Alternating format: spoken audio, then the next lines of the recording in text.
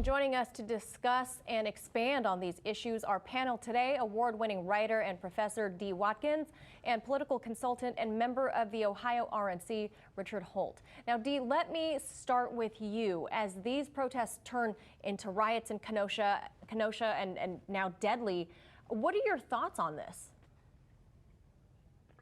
I think that, we have another opportunity to be able to address these problems in a way that makes people happy. Citizens across the country are upset with the way they're being treated, with the way Black people are being treated, with the way the system is constantly doing the same thing to people over and over and over again. And I think, if we want to move beyond riots and protests and shooting and death, like, we need serious police reform. Like, the time, I want to say the time is now, but we should have done this a long time ago. And until we do, we're going to keep having cities being torn apart.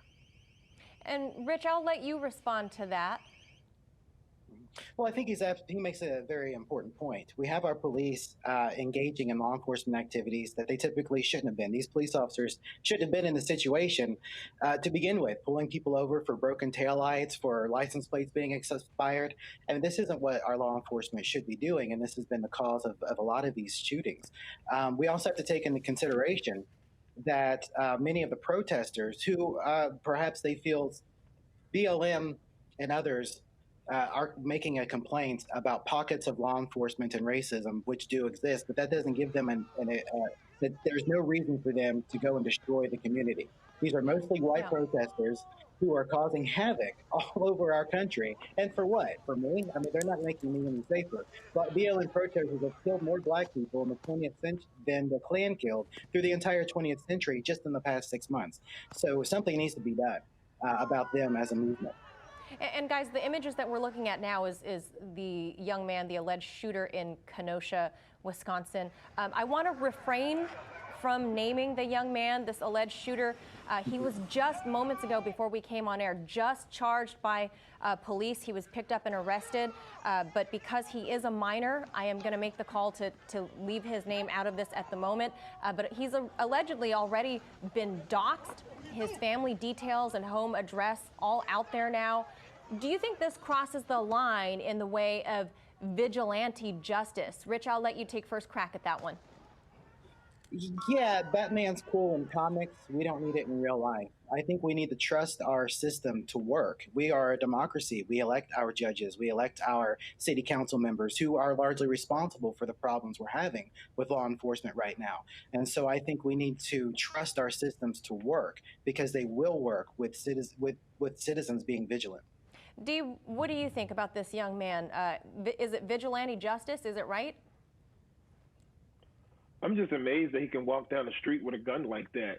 Like, you have a Black man walking to his car and being shot in his back for, resisting arrest. And then you got these crazy people on the internet talking about, but he resisted arrest. And in my mind, I'm like, okay, so since when is resisting arrest like a death penalty, or should a person be shot and paralyzed from the waist down because they resisted arrest? And then you have this white kid, hunky dory, just walking down the street with a weapon, like Mr. Holt said, straight out of a comic or a video game, and he's safe and he's okay, and he'll get to live a meaningful life after this. And it's just a clear shot of the problems that we have in this country. And I think a lot of times when we do television or when we talk about these issues, we get into these debates, and I'm at this point where it's like, how, nobody wants people to die. So how do we create the language to make people feel safe and stop people from dying and from cities being torn apart? Yeah, and speaking of doxing, the controversial activist Sean King, he's tweeting about this incident. Well, not this incident of the young man, but in Kenosha that sparked all of this off was on Jacob Blake. He's pressuring the Kenosha police to name the cops involved in Jacob Blake's shooting, or he's going to, at random, start naming and doxing all the cops at that department. Dee, I'll stick with you.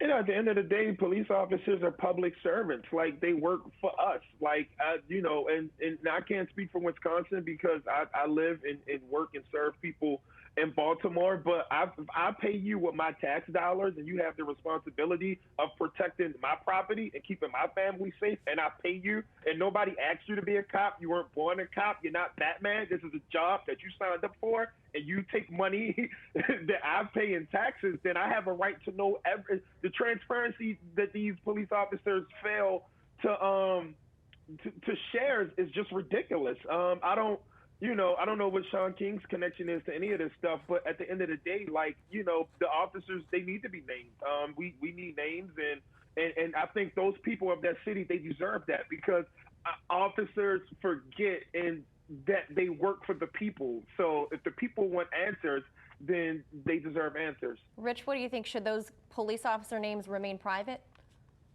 I think they should. I completely disagree with his point. These police officers volunteer, and they do get paid, but they volunteer to work for us, to protect our communities, and I think we need to protect them too. Given the irrational behavior of these protesters, burning down stores, burning down a store that even says Black Lives Matters on it. Could you imagine what they would do if they had police officers' addresses? That's a terrible proposal. I think they need their anonymity. The violence that these protesters are responsible for is a perfect example of that. It's incredibly dangerous to be a police officer right now. We need to trust the mechanisms of justice to work for us, and not forget that it's Democrat city officials and Democrat mayors who are responsible for the violence that's taken place. They've created the economic conditions that have deprived Black people of opportunity, of education. They're responsible. The blood is on their hands, not on the police officers. And guys, real quickly, in my final minute here, BLM protests obviously continue to roil cities across this country. Some places like here in D.C., it has simmered down quite a bit in terms of rioting, but now we're seeing stuff like this. We're seeing some regular people just sitting outside a restaurant here in D.C. when a group of BLM protesters roll up on them and demand they show support by raising their fist. Now, let's note the diners are white and most of the demonstrators are largely white. So when stuff like this happens, coercion, intimidation tactics, those are used.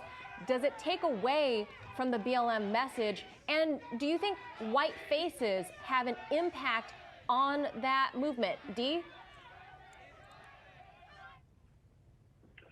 Yeah, so two things really quick. Police officers don't volunteer to take care of us. It's a job. They get paid. They don't just do it for free. It's a job. And the second thing, I don't have any type of, like, that means nothing to me. Walking up to a person and telling them to raise their fist, or even painting Black Lives Matter in the middle of the street, does not make me safe. It doesn't mean that I'm not going to be shot by a cop. It doesn't mean that you love or care about me.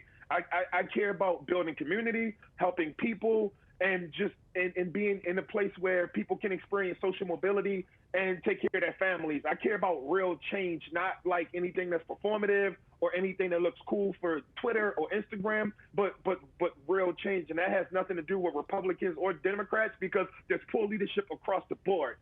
Republicans are failing. There's Democrats that are failing. There's no winning party. Like, you look at the country under Republican leadership, it's disgusting. So I don't, whatever those people do and however they fight, that's their thing. But I'm in the results, not any type of performative activism. And Rich, I'll give you the final word there. When I take a look at these people walking into these restaurants, demanding people raise their fist and then calling them white supremacists if they don't, I'm just reminded of the brown shirts and the black shirts fighting in Italy over how to create the best socialist empire.